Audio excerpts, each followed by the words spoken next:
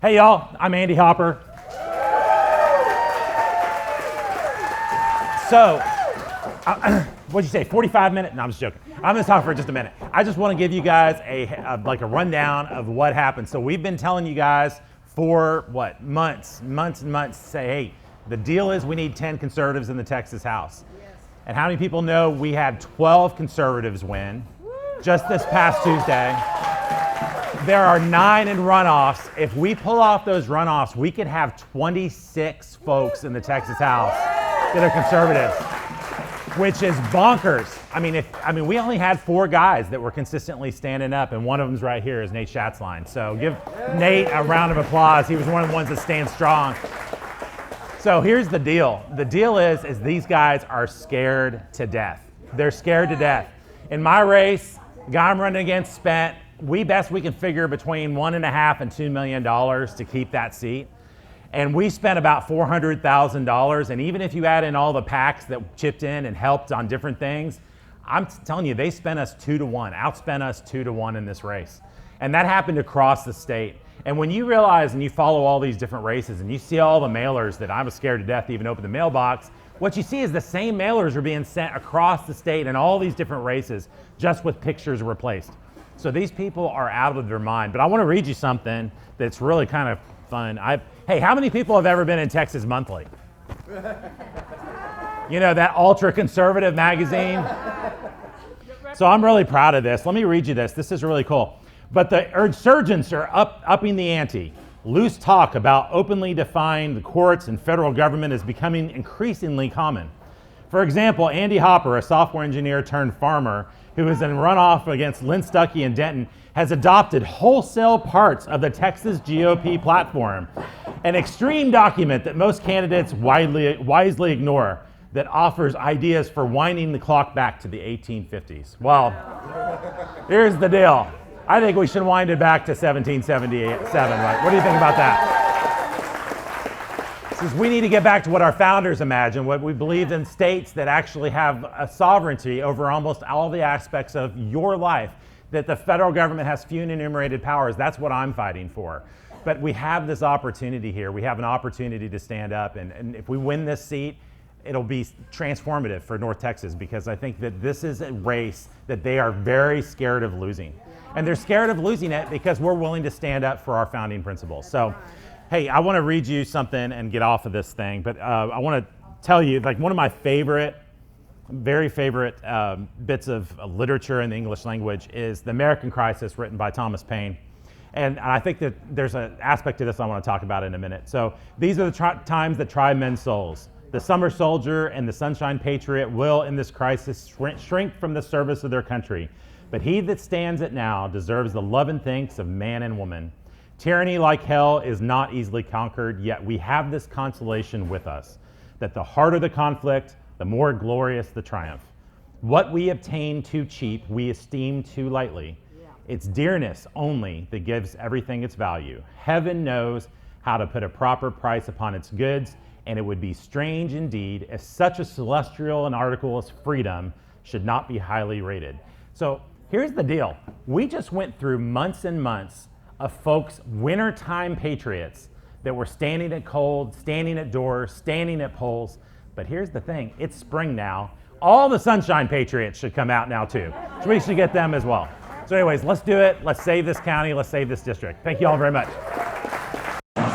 Thank you so much. Hey, can you give it up for this club, for Andy, for everyone who's here, everyone who's got Andy and the Hopper family here. Look, this is a family affair. My name's Nate. I am a state representative in Fort Worth, Texas. I live probably 16 minutes southwest of here, and we're closer than we thought. And, I got into local politics and state level politics for the same reason that Andy did, and that was for the next generation. It's for my kids. You know, when I started seeing sexualization of my children's classroom in public schools, number one, got my kids out of those public schools. Number two, I realized we've got to step up and stand up to these radical leftist ideologies, which is why Andy started running. I'm married to my college sweetheart. We'll be married 12 years as of June. I better get that number right because I see there's a camera. And but 12 years, how many know it doesn't matter how ugly you are, you find Jesus, he'll give you a beautiful wife. All the gentlemen said amen, and especially Andy. And ladies, your reward is in heaven. And no, but we have 3 beautiful babies, a 9-year-old boy, a 6-year-old boy, and a 1-year-old little girl who is without a doubt, and it's not even close, our favorite. And but we're fighting day in and day out at our state capitol, and we're recognizing that there's only a few of us that are even willing to put our reputations on the line to be able to fight for conservative policy. I'm going to tell you this right now. It is very easy to block walk and go raise money from the lobby and say all the right things, and then when you get there, betray the voter to go after the Austin swamp. And right now, you are represented by someone who is beholden to the lobby, beholden to special interest groups, and does not have your values in mind. But how many know we have to get Andy Hopper in there to fight for you, to fight for your family, and to fight for the next generation? Texas depends on it. Look, this runoff election is so vitally important. And the reason that it is because statistically, Andy should have this. But that only happens if you show up. That only happens if we go block walk again, if we knock on a door again. Because the reality is, we know that Wise County loves Andy Hopper. But we have to get them out to vote in order to win this election. You know, when I got into the Texas legislature, I was excited. Me and my buddy Brian Harrison, who's another patriot in the Texas legislature, we talk about this all the time. We were so excited because Texas is supposed to be the bastion of conservatism across the country. And then when we got in, we recognized very quickly why Texas is ranked 26th least conservative state in the United States of America. And that's because special interest groups and the lobby run Austin, Texas. And so we got in and we just made a vow very quickly. We don't care if we ever win another election. We are not going along to get along. We are going to fight every single corner to make sure that we are upholding Texas values in the state. I'll never forget, as our liberal speaker, Dave Phelan, came in, and just for the record, I'm one of 3 people that's never voted for him to be speaker, and so the punishment was great. I think it won me my re-election. And so that said, we got in, and Speaker Phelan comes to the floor, commits, hey, we need border security. How many know there is very little as important as securing our Texas border? We had this beautiful bill that got brought to the floor called HB 20, carried by Matt Schaefer, a good friend of mine. This bill would have mobilized literally thousands of troops to go down in the Border Protection Unit. Not only that, making it a state jail felony to enter illegally. And while we got some of that done in the special session, on the night that HB 20 was supposed to come to the floor, we see as Democrats line up at the back mic and call points of order after points of order after points of order. If you don't know what that is, and many of you do, it's just, hey, there's something procedurally wrong with the bill. We're calling a point of order so we can kill it right now. Now, I'm not against points of order because we kill a lot of bad bills on points of order. And how many of you know being a conservative isn't just about passing good bills, it's about killing every single leftist bill that tries to come into the state of Texas. And so, HB 20 makes it to the floor about that time. Our parliamentarians, and if you don't know, our liberal speaker has appointed an Obama-appointed parliamentarian for the state of Texas. And he all of a sudden says, point of order sustained. He turns to the speaker. At this point, it's our speaker's job to rule in favor or against the point of order. We have border security, strongest border security bill in the history of the state of Texas, really in the history of our country. And he looks and says, point of order sustained. This is a liberal speaker that would do something like that. Now, hear me on this. All it takes is 10 members out of 150, 86 Republicans. All it takes is 10 members to sign a piece of paper and say, hey, we don't agree with you. We want a record vote so that we can pass this bill regardless of what your Obama-appointed parliamentarian says. And I walked around that House floor, and out of 86 Republicans, 150 members, you'd be shocked to know that only 4 members had the courage to sign a piece of paper challenging Liberal Speaker Dave Phelan. 4 members. Those members, and I quote, were me, Brian Harrison, Tony Tinderholt, and Steve Toth. That's who we had. There were 4 of us. But I'll let you know, reinforcements are coming with Andy Hopper. Reinforcements are coming with Shelley. Reinforcements are coming after Super Tuesday because we've got some patriots that woke up and said, I'm challenging the establishment and we're taking it back to Texas for our values. So one last thing, and then I'll hand it off. How many of you know that there was a sham impeachment on the greatest attorney general in the history of our state, Ken Paxton? I spent some time traveling across the state for some people challenging incumbents with Attorney General Ken Paxton. I wanted to tell my side of the story. I'm going to tell it very briefly. But my side of the story is interesting because I was pulled into a back room in leadership. And our leadership team for the speaker pulled me into the back room. And on my way, we have a rule, we go nowhere alone with the leadership team. So I grabbed Brian Harrison as we were going, and he grabbed Steve Toth as we were going, and Tony Tinderholt wasn't allowed back there. And we get ripped back into this room, and they said, Nate, what's it going to take to get your vote on this impeachment? And I said, well, first off, wrong question. I said, I'm not going to overturn an election. This is crazy. This is kangaroo court stuff. This is what you would expect in a foreign nation. This is the weaponization of government. We saw this happen with our president. We're not about to do it right here with a statewide elected official in the state of Texas. And about that time, he said, what do you need in order to be a yes? And I looked at him and I said, evidence. And he looked back and he goes, you had a 157-page document put on your desk yesterday. And I go, oh, I've read your document. I'm a fast reader. I said, all it is hearsay. There's no evidence in there. That's it. It's hearsay. I've read every single piece. We've highlighted it. I've watched the 4-hour sham that took place inside of a general investigating committee with no prior notice for us to attend. And about that time, he says, well, Nate, that's all you're getting. I said, well, how about this? We're supposed to operate in the form of a grand jury. I said, can I cross-examine witnesses? In fact, I don't even need to see him in person. I just want to submit it via email and get some answers. And he goes, well, you're not going to have access to the witnesses. Wow. And I looked at him and I said, well, how about longer than 72 hours? This is historic.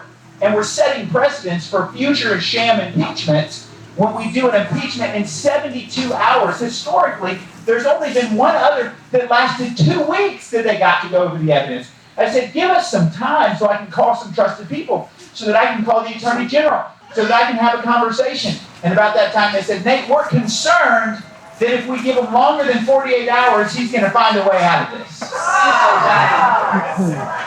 And Brian Harrison stood up, and I stood up, and Brian goes, one final question. He said, were the witnesses that gave this testimony put on our desk sworn in under oath? And it was silence in the room. And someone finally spoke up and says, Nate, you need to know we didn't have to have them sworn in. And I said, is that your answer? And he goes, they were not sworn in. And I go, then you have our answer. We'll be voting no. And I'll have you know that the Lord has his way, and Attorney General Ken Paxton is back in his rightful place in his office, because a very small group of conservatives, along with the amazing Senate, decided that we needed to exonerate and walk away from these ridiculous charges that no evidence was there. Why is this important? Because there were only 21 of us in the Texas House that stood for due process. There's only 21 of us in the Texas House that stood for our conservative values. There's only 21 of us that had any courage at all. And I'm going to tell you this right now. Your current elected representative stood against Ken Paxton and voted to impeach. Your current elected representative never bucks leadership. He gets in line and he does what he's told. And for that reason, I am so proud to endorse future state representative Andy Hopper, who is going to represent you with power, with passion, and with conviction. I want to encourage you, as that piece of paper is going around, to sign up to serve at the polls, to sign up to block walk, to give. If you've given, give twice as much. And I know, I get it. We're in Joe Biden's economy. How many know we're going to get Trump back in 2024? It's going to be amazing. But can we sow a seed into the future of this district today and make sure that we are sending the right person to represent your values? Hey, thank y'all so much. Hello. How are y'all today? So my husband and I were just in Tomball last night, so if I'm a little bit tired looking. That's it. But what I want to tell you is, I don't want you to ever forget 4 years ago. 4 years ago is very important for you not only to remember, but to tell your kids and your grandkids about, because they will try another shutdown. It's already being planned. It's always happening. And these are things that I used to say, no, that stuff would never happen. Nope, I've seen too much now. The day that I went to jail, I'm standing in the courtroom, and this very liberal judge says, you're going to have to apologize for opening your salon against the shutdown. And that's immediately when my husband knew, oh, she's going to jail. I just couldn't. I just couldn't. And honestly, I felt like I was getting punked a little bit. I'm looking around and like everyone's just, nodding their heads, sitting at home, wearing their masks. But you could go to Home Depot, you could go to Lowe's. The dog groomer next door to my salon was essential. Wow. You could get an abortion at the time. You could get a breast augmentation at the time. You could get a drive-through lap dance. What? So, we've got our priorities straight, right? So, to me, I'm just standing in the courtroom thinking, what in the world? What in the world? Also, my dad is a 26-year Marine Corps veteran. Yes. And I'm just thinking, he fought for this country. He was in the Vietnam War. And now people are saying that I'm going to be in trouble for going to work. Let it sink in. Going to jail because I wanted to work. That was just 4 years ago. Just 4. You can never forget that. So when that judge said, you will apologize, and he came back from his recess, I said, you know what? My hairstylist could not feed their kids, much less themselves. They were starving in order to feed their kids. And I said, if your mandate is more important than families being fed or feeding themselves, then you're going to have to do whatever you need to do, but I'm not shutting the salon. And that's when he almost cursed at me. He was so mad. And then I was immediately taken to jail. And I stayed there for 2 full nights, but over a 3-day period, for opening my salon. Wow. Which is essential. It is essential. But here's the thing. It doesn't matter what you do for your income. Yeah. Your income is how you support your family, and they were looking at it the wrong way. Right. And every time I tried to tell them, it's essential because these people can't make money. And it's the only way they knew how to make money. They didn't want to listen. The liberal judge, Clay Jenkins in Dallas County, who, by the way, both of them are still there, elected numerous times over since then. You have to be the ones to say, when this happens again, I'm not shutting down. I'm not wearing a mask if I don't want to. And you're not going to tell me or my family what to do because you work for us. Period. So I will tell you, Andy Hopper has become a really good friend of mine and my husband's. I actually met Andy Hopper and his lovely wife, Amanda, when we ran against each other for Senate District 30. We actually we campaigned against each other, and they just became really good friends of ours because we had the same values. I used to think that I was antisocial. My husband and I are musicians. We hung around other musicians, liberals, honestly. And we lost all of our friends when that whole salon thing happened. And then I started finding new friends. And I found out I'm not antisocial. I just didn't like the people I was hanging out with. Now I'm like, people are great. Yeah, you love the flag? Awesome, me too. Like, it's crazy how we didn't recognize that sooner. But I will tell you that Andy Hopper and his wife were they're the greatest people. And you guys have a great opportunity to put a very amazing man in office. You may not get that opportunity again. It may be your last chance. Because how many of you have ever worked on a campaign or actually like been the candidate or the candidate's spouse? Does anybody in here know what that feels like? Okay, only you know what we're talking about. When I run in politics, we don't have a voting record in the House, right? So they find all of these things to try to make you look bad. The lies about me were ridiculous. Made my kid, who was 25 at the time, burst out in tears because of what these people were saying about their mom. They've done this. This is time number 3. 3 times they've done that on their own free will. This is your last chance. So if you have not done every single thing that you can do to get this man in office, you haven't done enough. I love y'all, and I know you're here for a reason. But if you have not contacted every person in your phone that lives in this neighborhood and told them, put May 28th in your phone, you must be there. This is who you're going to vote for. I will not take no for an answer. Then you haven't done enough. My husband, when we ran this last election, actually, let me go back 2 years ago when I ran an election against Reggie Smith. Horrible election. And this guy was, and you guys don't know him very well, but he was a horrible representative. He would go to Austin, vote with Democrats, come back home and hang out with his friends and lie to their faces and say he's a conservative, when he's absolutely not. And so when people, I'm like, hey, you need to vote for me. The other guy's not conservative. They're like, oh, he's my friend. And I'm like, oh, so you like that he lies directly to your face as his friend. So what happened was when the Ken Paxton impeachment happened, people went, wait a second. My guy voted for that? Yes. Let me tell you what else he voted for.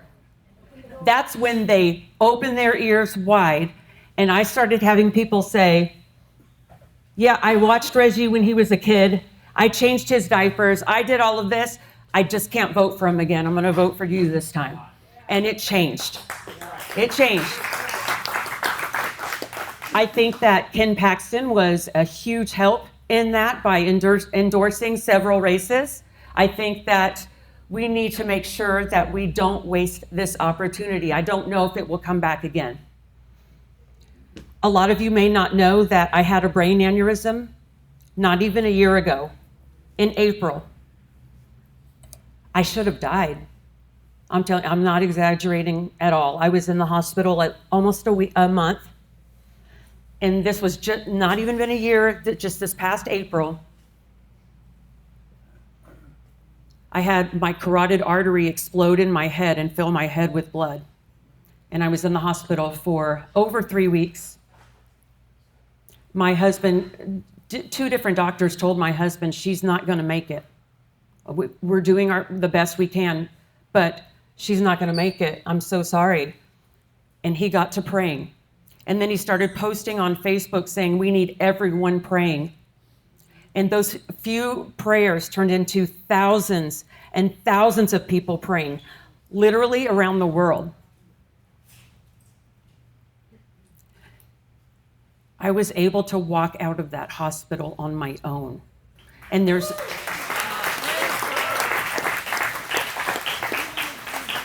And let me tell you, the doctors even said there is no scientific evidence for you being able to stand here and walk and talk like you are. And I said, well, I never thought it was science. You don't have to convince me. But I will tell you, you are going to get the opportunity to elect a man who loves God like you do. Yeah. A whole family. You get that opportunity. You're so lucky. You're so lucky. But when we have God on our side, we conquer anything, anything. And God is now looking at you saying, do you have what it takes? You have what it takes to get this man in office? Do you? Yes. I believe that you do. I believe that you do. And if you pray about it and you do everything possible that you can do to get this man, and I mean, if you don't know, we'll tell you, we'll show you. But if you do everything possible to get this man in office, he will be joining us in Austin and fighting the best fight you've ever seen. And you're going to be so proud to say, that's my rep. I just want to go to my district and look them in the eye and say, I'm going to go to Austin. I'm going to come back. And I'm going to look you in the face and I'm going to say, I did what I said I was going to do. Because no one has this right now except for Schatzline's rep or district and 3 other districts. 4 of them out of all of those people, they're the only ones that can brag and say, that's my rep. And you are so close to Andy Hopper being that person, that representative that will do everything he said he's going to do.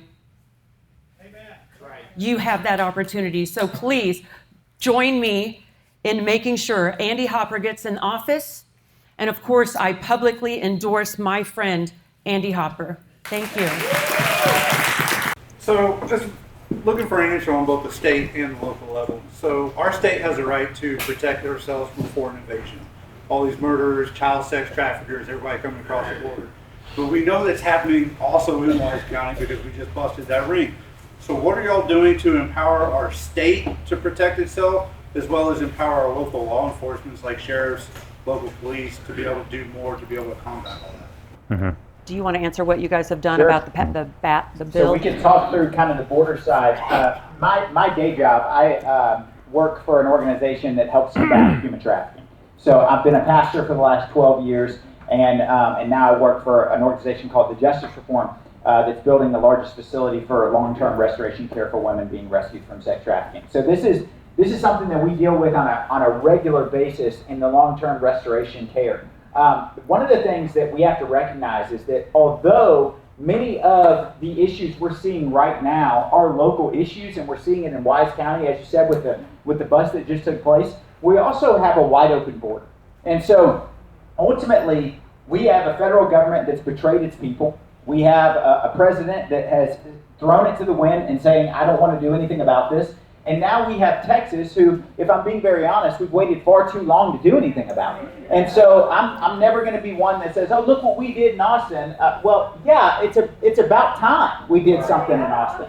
And so we did just pass SB 4, which makes it a state jail felony to cross illegally. But I'm going to tell you the issue we're having right now is that even, and I was just down at the border in Eagle Pass, but one of the issues we're having is that we passed state jail felony, but within the bill, it requires us to then take them to a legal point of entry. And when we do that, Border Patrol works directly against us, not by their own admission or by their own fault, but because they're ran by the federal government and they've literally clipped their wings to do anything. And so we have a wide open border regardless of what we pass in the Texas legislature. Now, I will tell you, one of the things that both Shelley as well as Andy will have the opportunity to do is we have to increase funding for our anti-human trafficking task forces. In Tarrant County, our Sheriff Bill Wayburn, is the head of the task force. He's doing an amazing job over there. But the other thing is we have to bolster up nonprofits that are building long-term restorative care centers. And we have to improve our reinforcements for our law enforcement. Right now, we have police officers, especially in Austin, not in Fort Worth, not in Wise County, but we have police officers who feel not just underfunded, but underappreciated. They feel disrespected. I mean, my goodness. Some of them were on indictment charges just for defending themselves in a riot in 2020. And so we have to show an absolute force that we're behind them. I know we passed several bills that helps us and gives us jurisdiction over stash houses to be able to crack down harder on penalties. But ultimately, it's going to come down to leadership. We need legislators that are going to tell the truth. And that is that we have legislators that come home and say, largest property tax cut in the history of Texas. Not true. And if you got your bill, you know, not true. And so I love what we did, but it's not the largest. We amplify everything it tends to be in the legislature. You know, we say, oh, we closed the border this session. Go to Eagle Pass. No, we didn't. And so we have to have legislators that tell the truth so we can address real issues. I hope that helps a little bit. Hey, sure. Okay, so my question is, my husband and I moved from Colorado a year and a half ago, a little over a year and a half ago. We moved there in 2002 when it was red and it turned blue. And we moved back here and saw the exact same things happening here that were happening there. And one of the first strategies was to divide the Republican Party. We have a huge divide in the Republican Party. We have two very different views about things. And it's like how they are getting in. Yeah. So what can we do to bring ourselves together under one God? Yeah. Not under one nation, but under one God who is over our nation. How can we bring ourselves together so that we cannot be divided anymore? Let me take a stab real quick. So the thing is we have to stand for truth. Got to stand for truth, because if you abandon core principles that are not timeless and transcendental ideas that you can communicate to people that they can get behind, then we will no longer have a party that anyone wants to be a part of. And what you look at the history books and you look what happened to California years and years ago. I mean, it used to be Republican under Reagan, right? And then somehow it turned blue. Well, what happened was you ended up with all these folks that were basically trying to advertise the big tent philosophy of the Republican Party. If we just kind of surrender on maybe transgenders or surrender on gay marriage or surrender on all these social issues, what happens is the Christians go, peace out, done. Not going to participate in something I don't believe in. And that's what you see over and over again. That's what you see with the NRA when they tried to, crucify Oliver North. That's people who are principled say, peace out, done. I'm going to support what I believe in. So we have to support a party platform that is strong. And what you see, and they want to accuse us of being the dividers. But what you see is the people who are actually out there trying to, the log cabin Republicans, all these different groups that are trying to weaken the party, trying to make us take out the plank that says that we believe in marriages between a man and a woman. Those are very insidious tactics that they're using that are causing the Republican Party to basically be at a divide. Because when you look at the liberal groups that are actually working against the party platform, what you find is they support all this stuff. And I'm not going to name any group names, but once you know, you know. And so the thing is we have to stand for that. So anyways, I think that we are in the midst of this epic period in history with this House, this Texas House situation where we have all these conservatives, where we may actually flip it and actually be a state that is not just Republican, but actually classical Republican principles. You guys want to? Yeah, absolutely. And I think one of the things that will definitely help us is closing our primaries. Yeah. Because I, 2 years ago, would be standing outside of the polling. You know how you're a poll greeter, you're like, hey, come in, vote for me. Straight up liberal saying, I hope my vote against you makes you lose. And I'm not exaggerating, that happened 25 times at least. And so right now, liberals are able to go into our Republican primaries and vote Republican, but they pick the least conservative person to put in the office.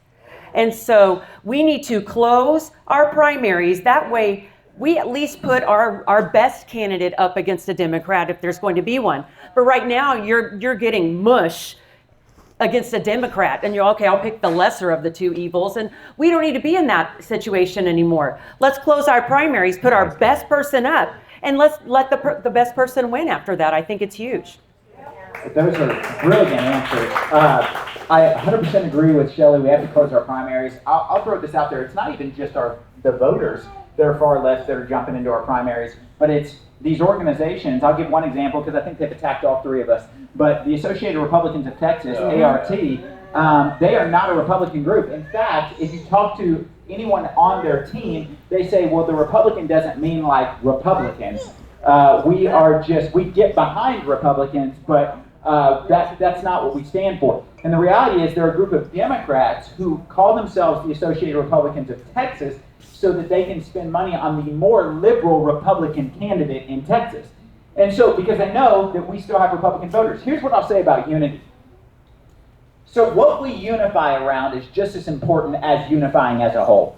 Anytime you look at Scripture, what you don't see is Jesus unifying with those that don't share his beliefs. You see unity where the Holy Spirit is present. And so to make it spiritual, the reality is we don't see a lot of people we can unify with in the Republican Party that are elected officials right now. And so our job in this primary season is going to be to declare absolute war to get the right people in office so unity can be present. But I'll be clear. We will unify around Republicans in November, but until that runoff election is here, we're going to absolute battle to make sure we have people that are representing who we are in that legislature. And I'll kind of close with this on this question. I've always looked at it when it comes to elected officials as, you know, in historical, and this is what they use probably Scripture against you when it says, you know, submit to governing authorities, right? And I like to remind people that we don't have a dictatorship here. And if we truly understand that we're a constitutional republic, you understand the most powerful person in a constitutional republic is the voter. Meaning that the Scripture actually doesn't apply to me to submit to President Biden. The Scripture actually applies to President Biden to submit to the voter. And so when I look at unity, I think we unify when we get on board with what our voters wanted us to do, not with what the special interest groups and the lobby wanted us to do. And that's where we find unity inside the legislature.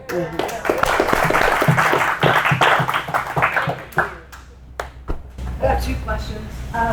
One is the caucuses behind the scenes that are happening.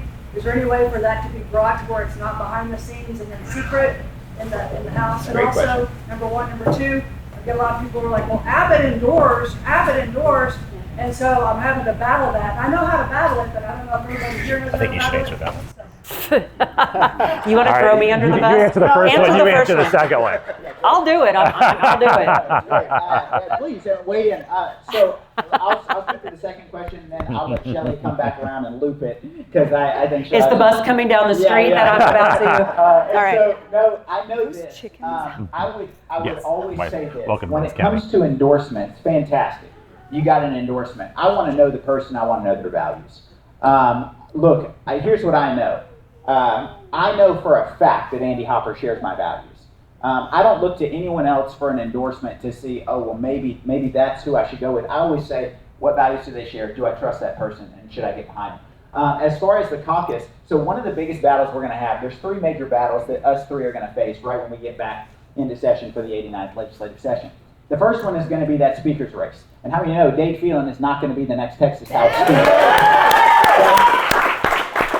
I'm going to do everything I can that he's not even one of our House members, okay? But even if he is a House member, he would be smart not to run for Speaker, because I promise you it is going to be an absolute war from day one if he is. And so here's the thing. That Speaker race is first. The second race, which is second battle, which is equally as important for all three of us, is going to be the rules debate. That rules debate is massive. We will be putting forth rules that are going to be really, really strong and change the game and open up transparency. Oftentimes, I said, our parliamentarian would do things that were completely unethical and would rule against us even when we had the stronger argument. It didn't matter. He was going to side with the left. And so we're going to put forward a rule that says that in the same way that members are mic'd up on the floor when they're giving speeches or debating a bill, we think the parliamentarian should be mic'd up and recorded for all of history on the rulings that he makes and the arguments that he has in the back. So that's another one. The third one is this caucus vote for Speaker, even down to these caucus meetings. We want to shine light and transparency because our voters deserve to know the values that are being discussed in back hallways, not just the ones you want to share on a mic after you've polished your speech. And so that's another rule that we're going to be working on. All that comes down to the rules debate. I would encourage you, if you're a grassroots group that comes down for that first day or comes down for a certain bill, like when we passed the ban on gender mutilation for minors, I would encourage you to come down for the rules debate. That's the second one. The third one, you don't want to miss it. You can watch online or you can come down and support us, is going to be the budget. Do you know that we grew government by more this last session than we've ever grown in the history of the state of Texas? Well, how many know we are not going to do that again? We are going to slash, and we are going to cut spending so we can lower the property taxes as well. So those are our three battles. So you guys know that the battle that I had with Governor Abbott in 2020. My opponent that I was just running against voted against the school choice bill as well, but I didn't get the endorsement. So haven't talked to anyone about it, I just didn't get the endorsement. I would say that we should not, I think that you should just, when you go to the door and someone says, Greg Abbott, say, that's a one issue endorsement. This person comes with a shining example of all of these other things that are so much better than the other person. Don't judge him on one issue. So that's what I would say. Great. Okay, good.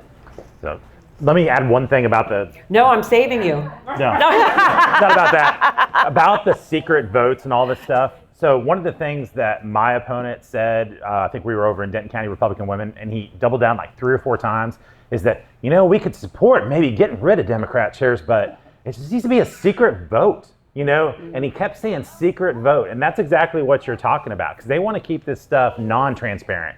They want to make the vote and get rid of Democrat chairs, or maybe not get rid of them, and then they don't get blamed for it. So we need to stop that. Yes, ma'am. Okay, I'm a public school teacher, but I'm a former homeschooler. And the school choice, from what I got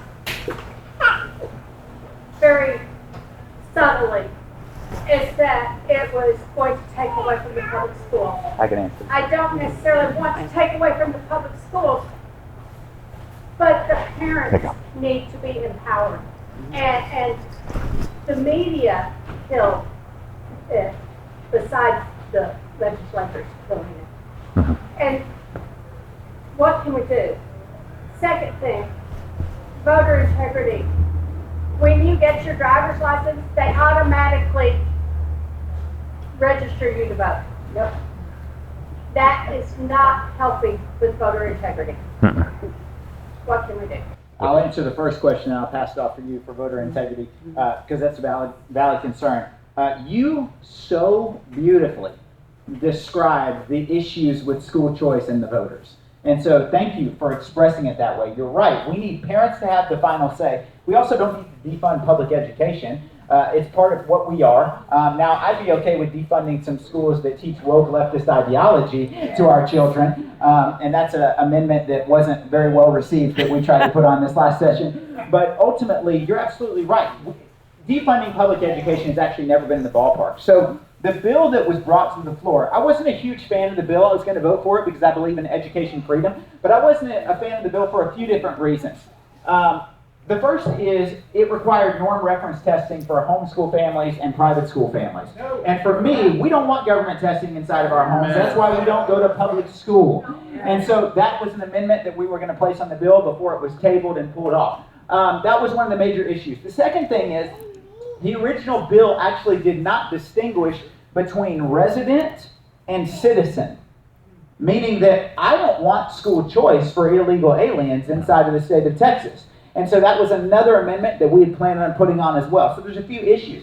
But to the point of school choice, here's what the bill would have done. Number one, it was the largest increase in public school funding we've ever seen in the history of the state of Texas, which would have helped our teachers actually get a real pay raise. Secondarily, in that bill, there was a 95% threshold funding floor. And what that means is that if over 5% of students in public schools left public schools to go to private schools or homeschool, the public school would continue to get funding for 95% no matter what for the next umpteen years, whether that's 4 years, 5 years, whatever it was. It would essentially make sure that it wasn't going to defund public ed. On the other side, we also pulled it from a separate fund. So right now, public school funding comes from one space inside the budget called the Foundation School Program, right? Our school choice funding came from a completely separate part of the budget, which is different in the ways that Arizona and Florida has done school choice. And we did that so that it wasn't pulling money away from public schools. And lastly, we only allocated in the budget $500 million, which is a huge number, but not in the grand scope of how large our budget is in the state of Texas, meaning that we only funded school choice for 0.5% of students in the state of Texas. So the 95% funding floor doesn't really matter because only 0.5% of students can even access these funds, meaning that if all the students that could have access to this program came in, 99.5% of students would still be getting funded through public education. That's something the media didn't want to talk about. Certainly something the Democrats and the far left Republicans didn't want to talk about. And I'll tell you why they're afraid. They're afraid because if parents have educational options, then they're going to have to not be defunded. They're going to have to change their methodology and start pleasing parents and not teachers' unions. That's the goal of what we're trying to do. And I'll add it to you like this. One of the things that I so loved about the bill as we were going in forward is that what was good and it was bad. First and foremost, the first tier I loved of how we decided where that money was going. And it was for low-income special needs students. They were going to be prioritized because we have a lot of special needs families, I'm sure you know many, that their needs are not being met in the public education system. And this school choice program was going to allow them to get the transportation that they need, the food that they need, the ways in, the special tutoring that they need. It was going to be beautiful for them. This is where it started getting bad. After that, it became now just a low-income fund. Okay? Well, how many of you know our middle-class families are the ones that can afford to put their kids in private school if they have the educational options, and that's what we need to do as well. And then it went up to, hey, this is going to be special needs and this, and then it went up to, okay, and everyone else. Well, the problem is there's not enough funding to get to everyone else. So this school choice bill was really mostly only going to help special needs families that were also low income, and what we killed is they only wanted you to be able to use it in F-rated school districts. Well, I don't know if you checked the ratings on school districts in Texas. They don't rate them F-rated. And so they said that, and that's why we removed that and fought against it, because they never say F-rated schools, so essentially it would have been a program that would apply to no one. And so a lot of issues with the bill. We've got to get it right. We need to empower parents, but you're right, we also need to empower the public education schools that are doing the right thing, that are complying by the law, and are focused on education and not indoctrination. Absolutely, yeah. I'm an ex-public school teacher of 13 years. So I got out of teaching because of the woke ideologies that was coming with all of the public education. Transgender students and all of the stuff that came with all of that, it just became too much, where I just quietly quit and went and opened up a salon, and look where it got me. But what I would say to the people or to the schools that are saying, our school is just going to fall to the ground, and I'm like, well, what's wrong with your school? And they go, well, nothing, our school's great. And I'm like, great, then you'll have a line out the door of people wanting to go into your school. And they're like, well, that's not what I was saying. I'm like, I know, I'm telling you what I hear that you're saying. So if schools are saying, we're gonna lose all of our students and it's just gonna fall to the ground, maybe you need to look a little bit harder at your school and make it better. And that's what the whole goal is in the school choice is. Yeah, so I don't know if you guys know this, but my opponent, Reggie Smith, was the chair of the election integrity board, all right? And so he killed almost every single bill that went through there. It was basically orders from Dade Phelan is what we're hearing. I wasn't there, but I know that Senator Bob Hall, who's one of the most conservative senators there, told me he had bills that already passed in the Senate, and they took him to Reggie, the chairman of the election integrity, and said, hey, we got these awesome bills passed. Let's go ahead and get these done. And Reggie said, nope, you endorsed my opponent against me last time and made sure that his bills died on the floor. Yep, true. So that's what's going on in there. That's what's going on in the House. And there's nothing, a committee chairman is so important, you know, because he has the opportunity to kill anything before it ever even gets heard. That's right. And we have Democrats that our speaker is putting in those positions. So if there's something super important, even though it's already done all the work and got passed in the Senate, if it goes to that committee chairperson, the Democrat, it dies. Yeah. We've got a big problem.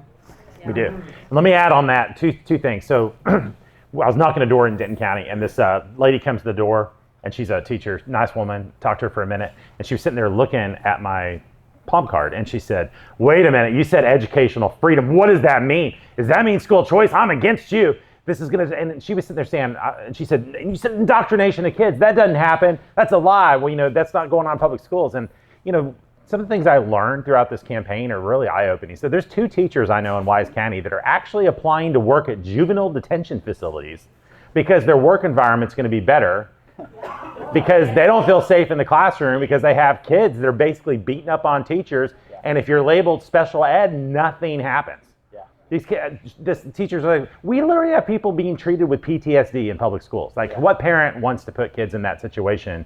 So the thing is that the idea that nothing has to change is ridiculous. Of course, something has to change. And the other thing I want to point out is in Denton, Texas, Denton ISD, there's only one conservative on that school board. Amy Bunga, she endorsed me. But the thing that is important to note is 2 weeks ago, there was a vote in Denton ISD as to whether or not to pull out explicitly, basically pornography, in some cases gay pornography, out of public schools. And only one school board member voted against it. And I was sitting there talking to Amy, and she was like, Andy, do you know what curriculum we use? I said, no. She said, STEMscope. Go look it up. Look up the math brochure for the STEMscope math curriculum. And you read it, and it says, promote positive gender ideology, blah, blah, blah, whatever, for math. And I was like, Amy, how in the world do they teach math with this crap? And she was like, They don't. Well, they'll be like, Johnny has 2 daddies, and each daddy has 3 quarters. I mean, this is the kind of stuff going on. So something has to change. And as far as the election integrity stuff, this is 100% like one of my biggest issues. The thing is that when we're knocking doors as candidates, especially in Denton, but we see it in Wise too, occasionally you just come to a door that just doesn't exist. It's in between 2 houses. And then you look at the voter rolls and you're like, there's all these people.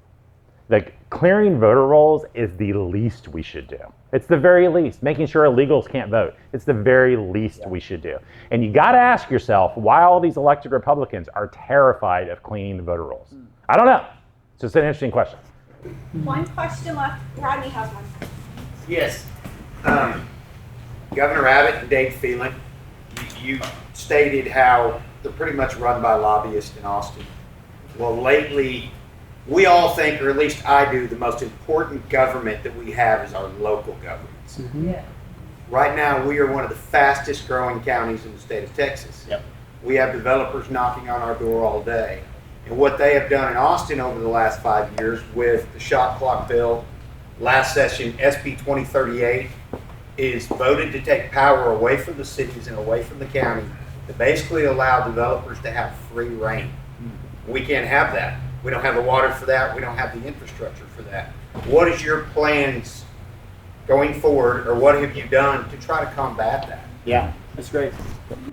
So we killed a few bills. We killed a lot of bills. It was great. And there's a lot of great days of just murdering bills. And there's going to be a lot of that with these 2 on the floor as well. You're absolutely right. We have to give power back to local governments. It's a big deal. Some of the infrastructure bills that we worked on this last session, one of them got killed on the floor. It was actually held by someone being challenged by Katrina Pearson, and we're so excited Katrina is going to win that race as well and be another fighter. But there's some bills that you're absolutely right. People are advocating for to take power away from local entities because they want to grow faster than our infrastructure is ready for it. One of the issues that I know is going to be important for Wise County, I know it's important for Tarrant County, is lowering regulations on cities without skipping process to make sure infrastructure is put in place.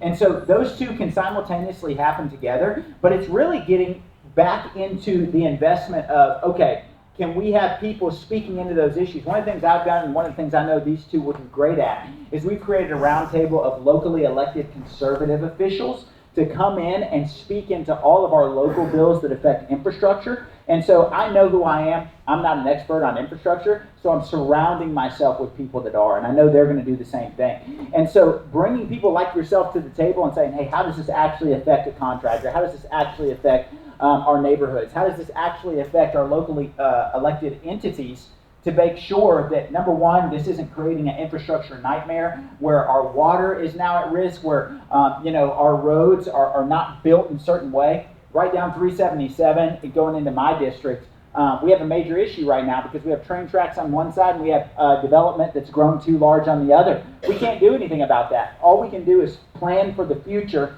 so that stuff doesn't happen. It's a valid concern. And we're always, I can't speak for both of you, I think I can on this issue, but we're always going to want to remove regulation, and so we're not pro-regulation, But we also want to bring the right people to the table to tell us how that affects local entities as well. And I think using other towns or cities that have grown, look at what they did and what was good and what was bad, just like the school choice, and not make the same mistakes, because this is it's happening in Texas all over the place, and we don't want to be the ones that didn't look into it beforehand. So we want to make sure and do that for you so we can learn from the past mistakes. So, Rodney, I was actually at TPPF, Texas Public Policy Foundation, this week, and I actually sat down with some of their experts on water. And it was interesting because I brought those two bills up and said, hey, listen, I'm not coming here with a solution, but this is what's going on. We've tilted the scale in the state towards developers, which might be fine in some sort of, quasi-urban district with plenty of water. But here we are in Wise County. And when you look at the number of wells that are drilled in Wise and Parker County, I mean, it's a substantial percentage of all the wells drilled in the entire state. Yeah. It's bonkers. And the thing is that we don't have the water in the state or in this county. We don't have the water for future development. We don't have any plan for water for future development. And yet the developers are coming. We're telling little towns like Paradise, Texas, that don't have any employees to even review plats that says if they don't review in 30 days, it just gets approved. And so the developers don't always have the best interest of the county at heart, but they definitely don't have any desire to fight for individual property rights that already exist on water. Because those folks that have those wells already, they're drilled at 200 feet, but if you're gonna drill a new well in Wise County, it might be 300 feet. Who's gonna lose the water first? It's gonna be existing property owners. So there's an overall discussion that we need to have in the legislature about groundwater rights specifically, but about how we're going to fund development of water in a county like Wise, where we have these little communities. Even if they band together, they don't have any way to even prove that they can actually raise the money to even pay for whatever infrastructure is going on. And I brought that up to them. I was like, we built this new water fund, but nobody can make use of it, because it's like, how are you going to prove that you're going to have the development that hasn't happened yet? But if you're going to make short-term decisions, what's the short-term decision for Wise County? Drill another well. That's a short-term decision. So that's what we're always going to do unless we have the funding to do something else. That's great. All right.